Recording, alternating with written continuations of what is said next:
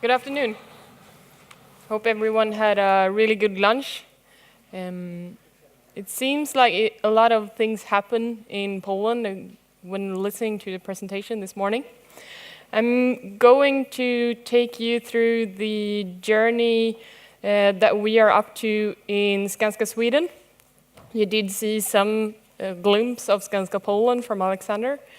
I'm going to talk about both the Open BIM way and especially about the people that we are working with, because we see that we need to have the people working as well as the open standards. As of today, I'm one of Skanska Sweden's 5 digital coaches. We're based in regions in Sweden within the building side of Skanska.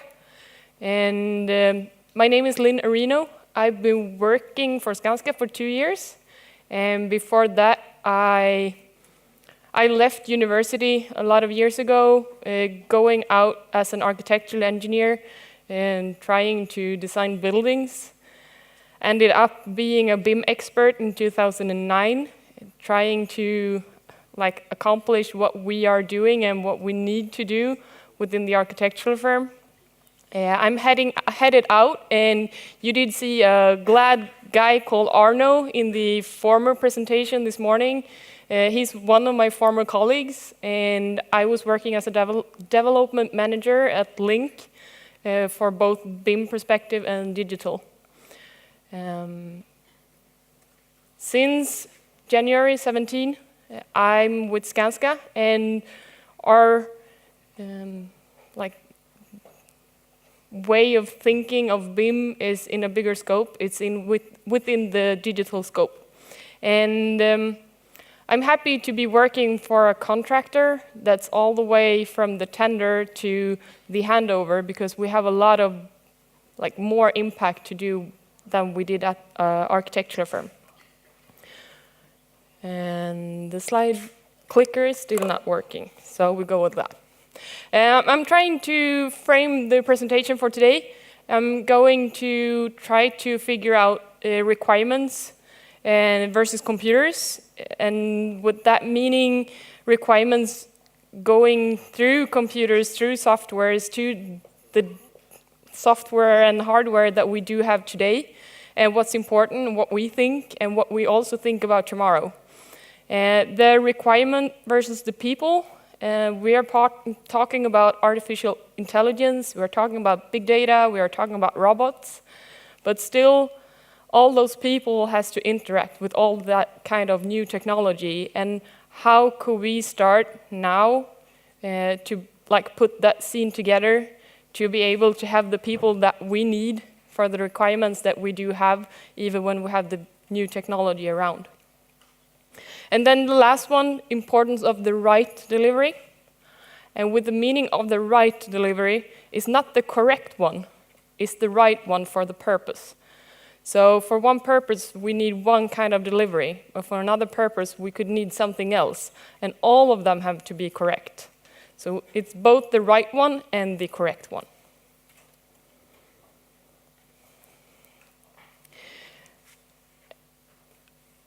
In my eyes, BIM is one thing that really connects people.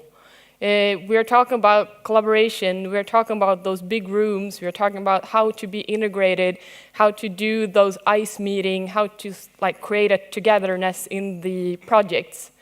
And the remarkable thing with BIM is that you put people around to be able to get all the opportunities to understand and to be able to be a part of the process in the design and construction phase of the project.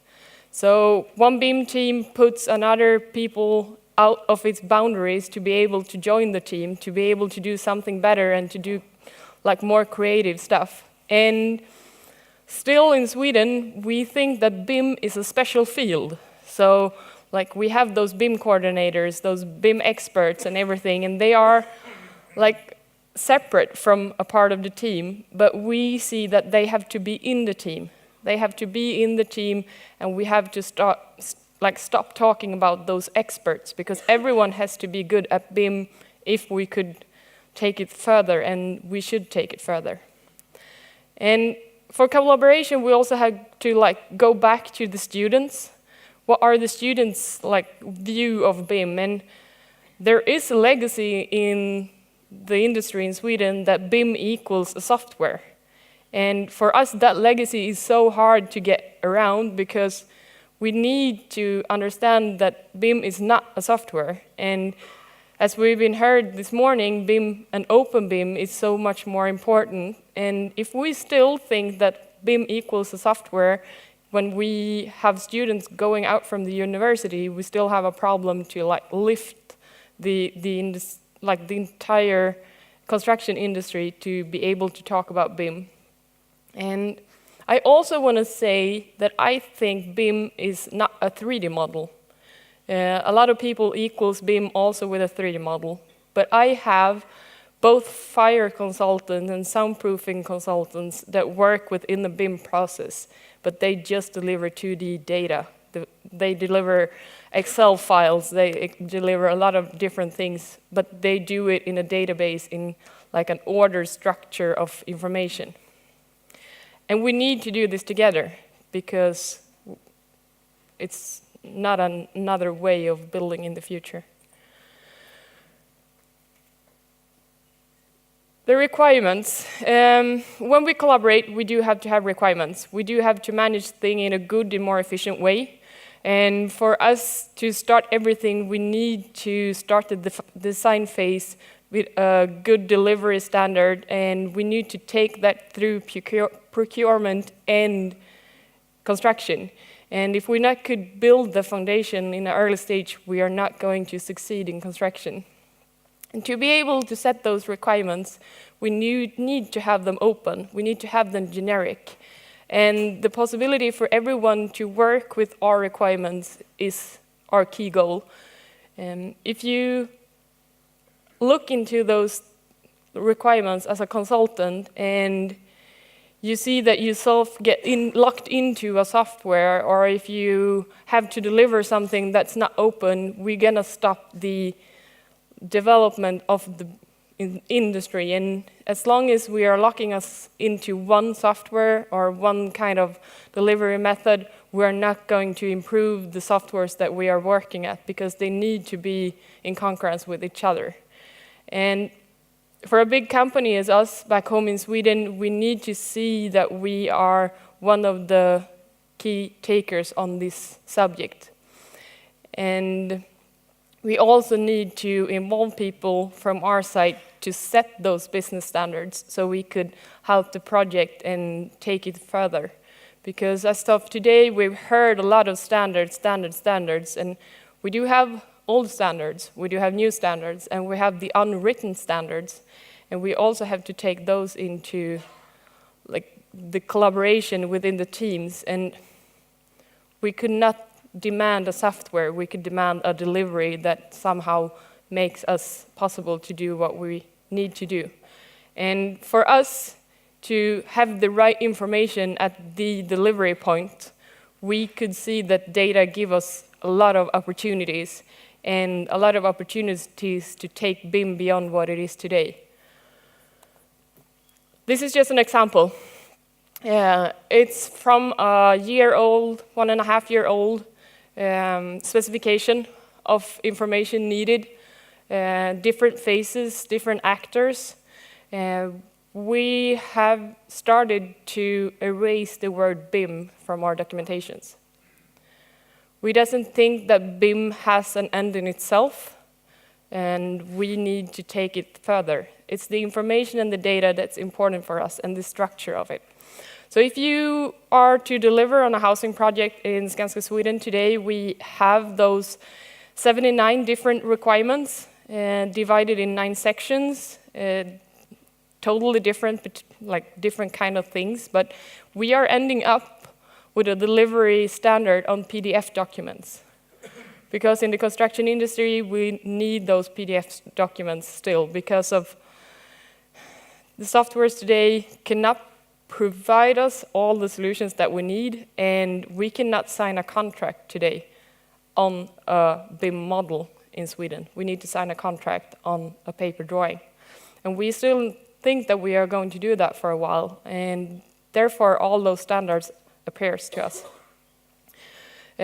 So from those branch industry standards down to like the cross-functional standard that we do have for different industries, down to specific ID sets, property sets, and much more, we're trying to build this common standard for how to look at the requirements for projects. And this is just 1.5 years old, and we are improving it, and we have improved it from day one. And we like everyone to be able to raise their hand at a meeting and say, I can understand this is good. I can fix it, and it's also important for me to deliver it in the right way, because in the end it's a human sitting behind the computer trying to figure out how to solve all those goals that we do have and try to find out how to do this delivery in the right way.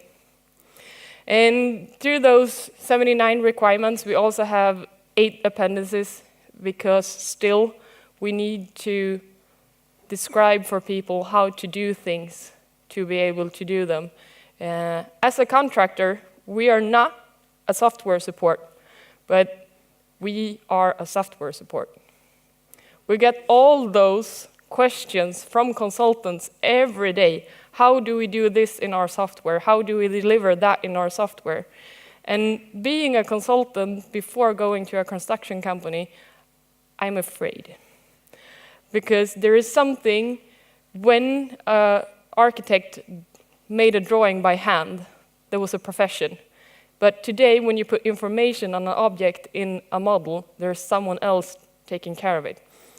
And that, for me, is quite frightening, because you have to be responsible for what you're responsible of. And so we are also building up a standard in Solibri, which we are aiming for getting out to all our consultants to be able to actually go through themselves according to our requirements before they are allowed to deliver in. And because of that, we really need to set BIM as a piece of a bigger puzzle. I'm going to end my presentation talking about partners. I'm going to end it with a movie that you're going to see a lot of the things that Fred talked about with the digital construction site. And we could not fall behind today, because data is going to be the new gold. And if we doesn't have data around in the right way and the information sorted out in the right way, we will fall behind. And it's not a question of if we will fall behind, it's a question of when we will fall behind. And the industry has to stand up and see that information is everything. And if we cannot get it sorted out, and if we cannot get it out there to the right delivery at the right time, we will fall behind. And we will also impact all of the people that are in here, all of the people that we know, all of the people that are living in cities in the world. And for us, that's important, because we need to get everything working. And requirements today, and with the mindset of falling behind tomorrow, I can a lot of times ask me why. Why do you do this? Why does this matter to me? Why do we work so hard with requirements? And why do we work so hard to get people to understand that the right delivery at the right time is the most important? And why do we need to be both here today and tomorrow in our thoughts? The things that we doesn't know that we need tomorrow, we still need to set requirements for today. And today we think that we do things a certain way, and I would say that we probably not are doing tomorrow. Because if you just relate to yourself as a private person, you're probably changing all the way of how do you pay when you're in a store. You probably also change how to manage a bank, and all the kind of system that you work with on a daily basis as a person. are changing, and we see the industry is changing too. And I will try to give you some of the whys. So why is it important for us right now to get the requirements and the right deliveries and the right people to work with it? We know that it's a lot of change, and we also know that we have to be by module and be there both now and both tomorrow. So this is a typical construction site. You saw it before. Seems quite easy. I can put a layer on it, and I have a lot of people out at site and doing the 4D simulation, connecting the model with the planner, so the timeline and the model. As of today, we doesn't have one software to do that with. We are testing out about 5 softwares because we doesn't know yet who is giving us the most value of this process. And this is just one process that we are evaluating. And since we're a construction company, we do it as we build. So we're doing it as they are out doing construction. And for us, it's really important to involve the people that are out at sites because they are the people that are going to solve those problems for us. And I can also ask on a daily basis to the people at construction sites, is 4D a value for you? Certain projects says yes, certain projects say no. All depends on what they are doing at the site and at what time they are getting those 4D models up and running. So that's something that we also have in mind, that some things that we are doing today might not have a purpose today, but it might have a purpose tomorrow. So we have to learn how to do it. I'm gonna lay another layer on this model, and I have another guy standing out at site, and we both work with a self-developed program and some of the softwares you've seen a lot from Nemetschek earlier today. And for quantity takes off, we need everyone at our sites to do quantity takes off. So we do quantity takes off for cost estimation early in every stage of the process. But the people out at site do all those quantity takes off on daily basis. So they need to know how many doors are in that area on that floor plan with a soundproof like requirement on them. They do have to have the possibility to take really weird, for me, takeoffs of the models because they need to do a work today or tomorrow that they have to plan. And even though we have the planner connected to the model, we're not there on that level defining what 3 or 4 people are doing the next day. So aiming for that, also back again, we started to build easy sets in Solibri to be able to take quantity takes off for everyone at site. All the way from the carpenter to the project owner. Everyone should be able to go there and take out different kind of measurements or numbers that they need to have. Putting another layer, those 2 people working at the site on a daily basis, sorting out the field management. One day it's raining, one day it's snowing, another day is the sunshine. They are working with a manufacturing going at the same time as they are building the building. So we're building the manufacturing hall at the same time as we build the building.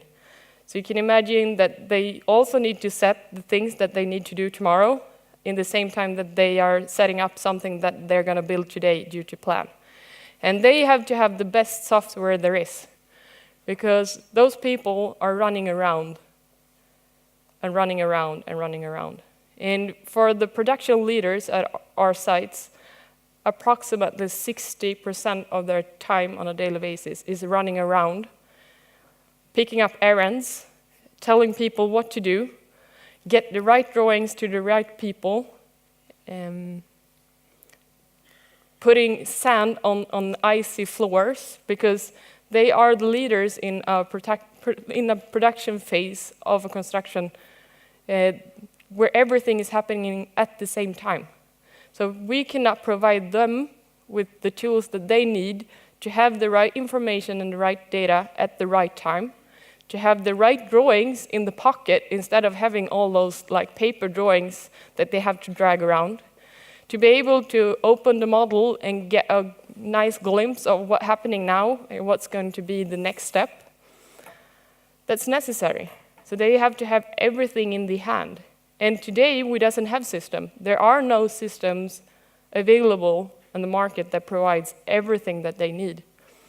But if we can sort and require information from the start and collect all the data to get it out there, we could help those people to get a better day-to-day basis in the projects and get them to be able to lead the project forward instead of like running around helping people, doing errands for others, and so on and so on. So the field management is really important for us. New layer. As I said, we're doing manufacturing at the same time as we build the building that we're supposed to build.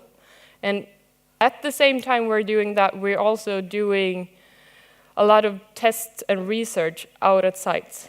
We doesn't have a lab where we could put a potential building to be able to like test new stuff, new technologies, new softwares. We're always testing those live. So the people running around having about 60% of their day-to-day work also has to like imagine the things that they have to test because that's maybe something that they are using tomorrow. So we're back again, being here today and do the things that we need today, but also trying to do the things that we are doing tomorrow. And if we are like adding all those things up to a construction site, this is not a construction site, but you can vision how a construction site looks. It's a lot of things going on. It's tons of things happening, all at the same time. Everyone is there, and I just picked a few of the softwares and technologies that are becoming a mainly standard at our projects. But everything of that demands on people today, and everything on that demands of someone moving stuff from one place to another. The vision of getting things seamless is really nice, and if we could see seamless things going around, we will also save time, and we will add up to those 20% of productivity that Fred talked about earlier.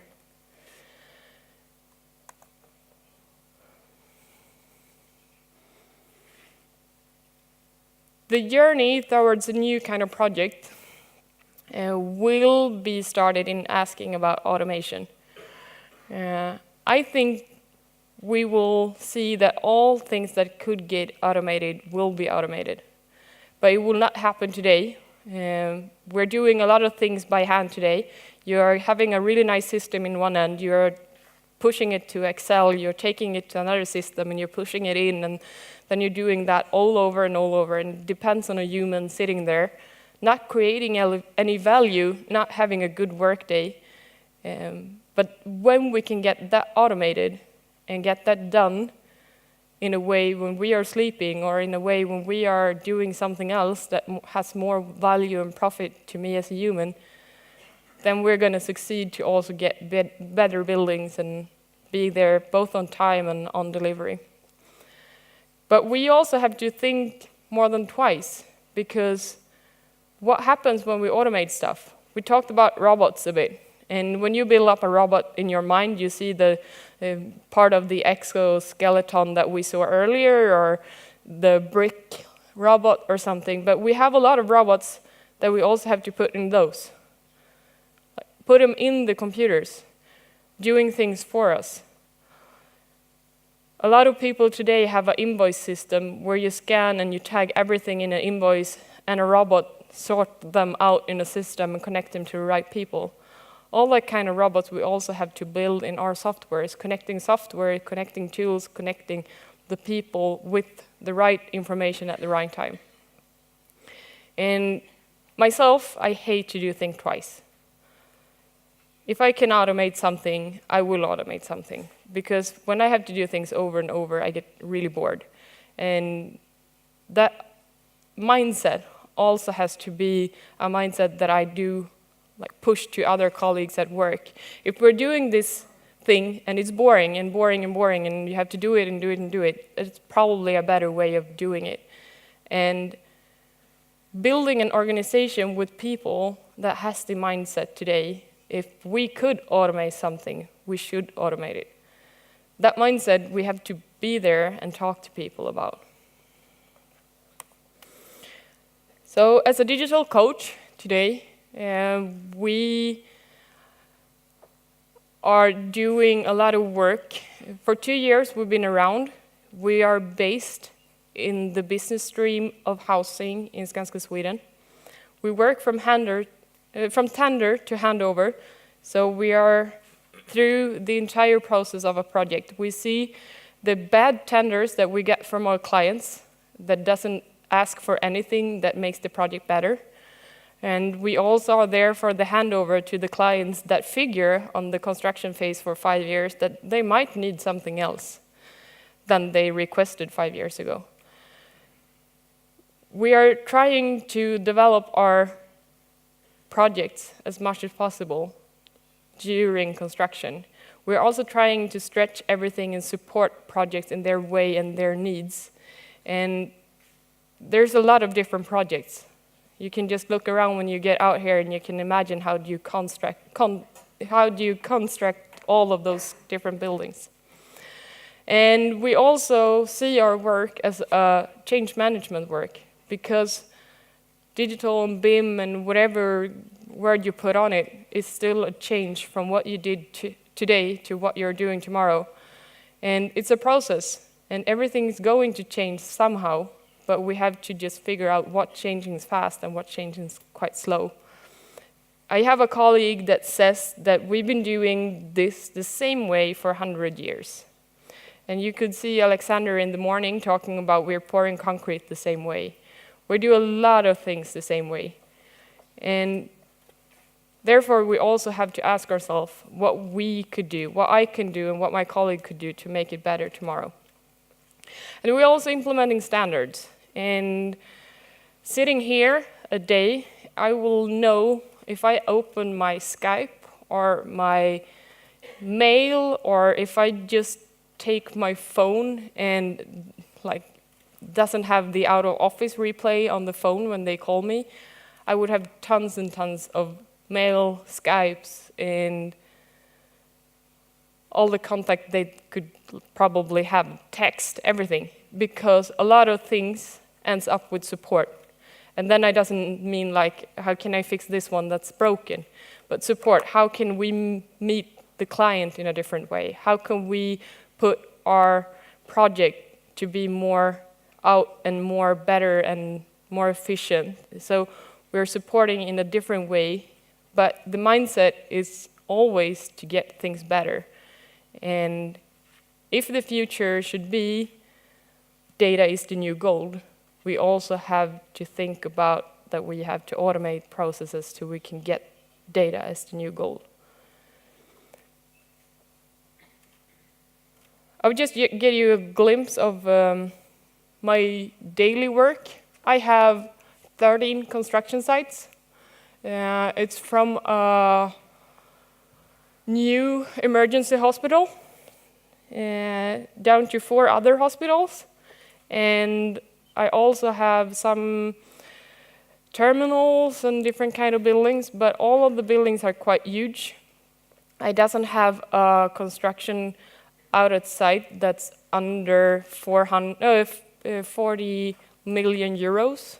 I don't know the zloty conversion apparently, but for euros. My nearest colleagues are 350. And at our projects, we are about 30% of the people at a project. So dividing 13 construction sites with 350 people, then adding the percentage of people that are not Skanska people that we also help every day, you can see that we are helping a lot of people putting all those things together to get a more efficient way. And we also work with the clients, where they're trying to get them to know how to do this the best way. And of course, we are both today and tomorrow. But the key people for me, it's those people. We have a digital leader in every project at a construction site.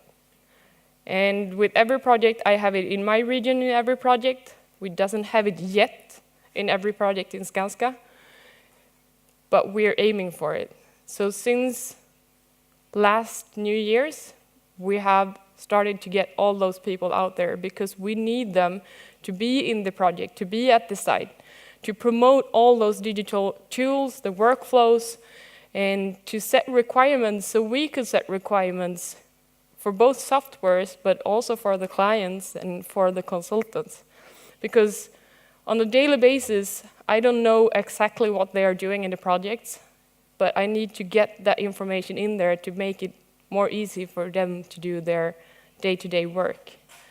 And to have people that could hold your hand when they need it in the project is the best thing to get things rolling.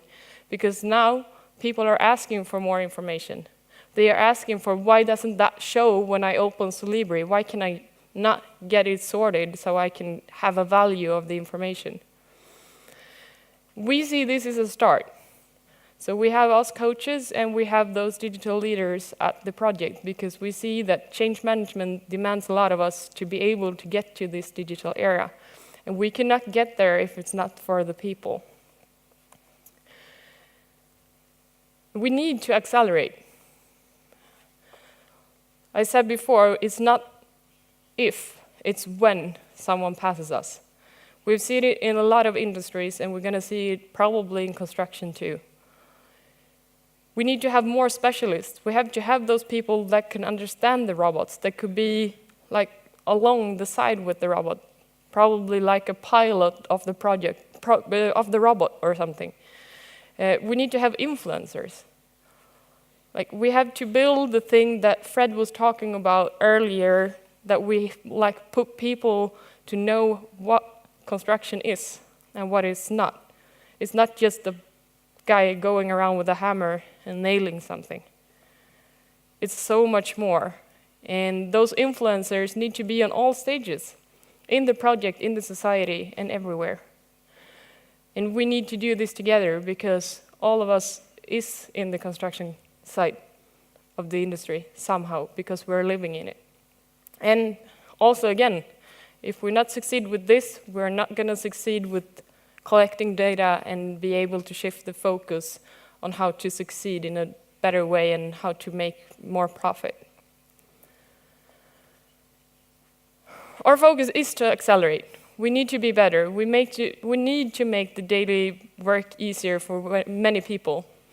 And BIM is just a piece of a bigger puzzle.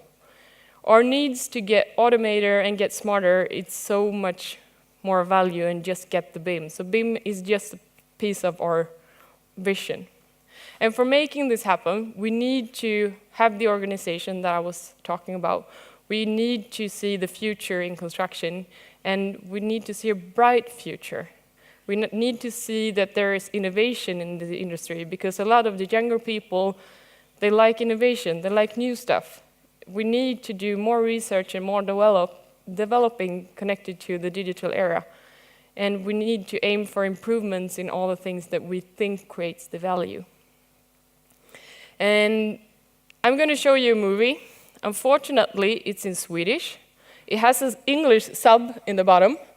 And I've given it in advance, so hopefully you will also get it in Polish in your ears. And this is just a brief movie that are showing where we are aiming at Skanska Sweden, that we are thinking that we're going to be tomorrow. We have started a new section. They are just working within innovation, within the digital field of construction. And it's called the Digital Hub in Skanska Sweden, and it's going to be an innovation center. And it's been around for about 2 months.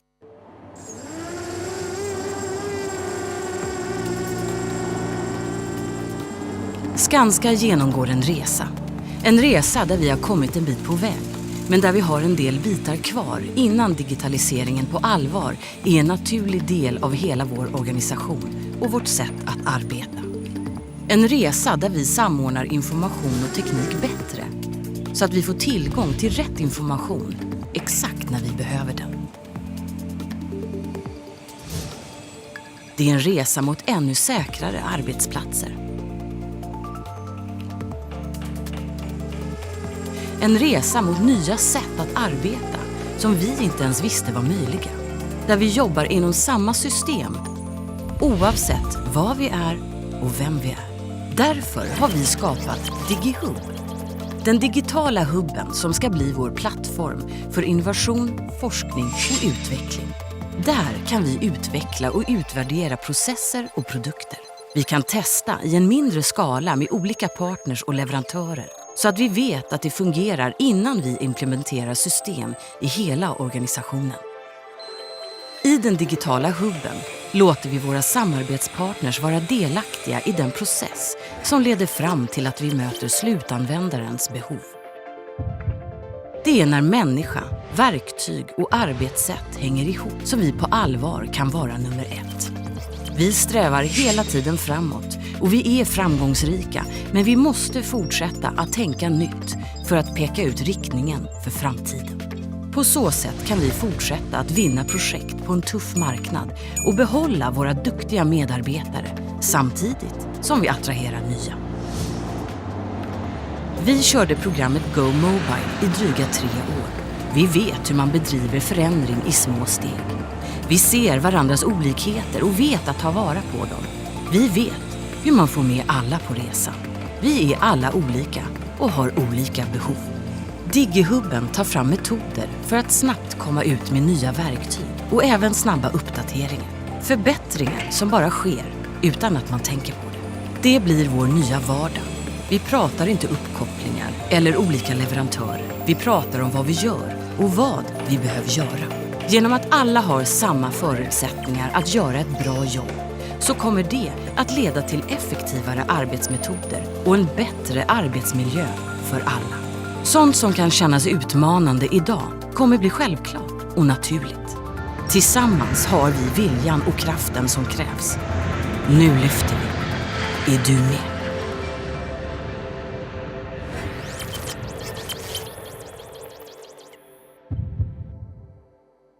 So for us, this is an easy way of trying to describe for everyone within the company, for everyone outside the company, what we are aiming for and what we think as of today that the future look like. It's animated, it's drawn, it's something, but it gets your thoughts around and you can see that there's something around there that you could put everything like together to be able to succeed. And I have something more that we need to be able to succeed. We need partners. It was up in the movie. We've been talking softwares earlier today. We need all those companies to be around, but we doesn't need the companies itself. We need the people in the company. We need the knowledge in the company. We need to know what they're doing. And we are a construction company. We are rock stars at building and doing constructions. We are not a software development team. We are not manufacturers. We're not anything else. But we need to team with the people that are best at what they are doing. If we look at a small company called BuildSafe, who we start working with really early, and they were a small startup, and they were the best solution that we could find on the market for safety. And safety is probably the number one topic that everyone is talking about at Skanska. We need everyone to get home safe in the evening after work. They were a startup, and we started to collaborate with them. We treated them the same way as we treated Microsoft or Autodesk or any of the other manufacturers or suppliers. And there's somewhere we need to think about all those companies that we were working with as partners instead of vendors or suppliers, because they are partners for us. They are like a colleague on another side of the industry. We had a really good success story with BuildSafe. October last year, we started out a new platform. Today, we have 4,000 users on the platform out of 11,000 employees in Skanska, Sweden. And that's a huge success within a year for a small company that was a startup when we started. out working with them. For people that been like scrolling around on LinkedIn or Twitter the last few days, have seen that they released on Autodesk University integration between Bluebeam and BIM 360. And there we're talking about two of the biggest competitors in the industry. We're talking about a Nemetschek-owned company called Bluebeam, and we're talking about Autodesk, that are working together because we are demanding them to make a solution, because we think Bluebeam is the best tool for one thing, and we think BIM 360 is the best tool for another thing. And we see that that has to change, because we have to be able to work with the small startups to get success stories, but we also need to work with the big companies to get them to understand construction, and for us to understand their needs and their demands for what they are doing. And for looking at the future, we need to do this together, because we could not accomplish anything by ourselves according to softwares. And for us, we need to start to really step up and define deliveries, define data, define all the work that we need to do together. Either we talk about BIM or digital or knowledge or anything, we need to stand there strong with our partners, we need to stand there strong with our colleagues, and we need everyone to want to develop what they are doing, they want to change their way of working, because if they not change their way of working today, they're not going to do that tomorrow either. And if we're not changing the industry, and we're still doing construction the same way as we do it today. Thank you.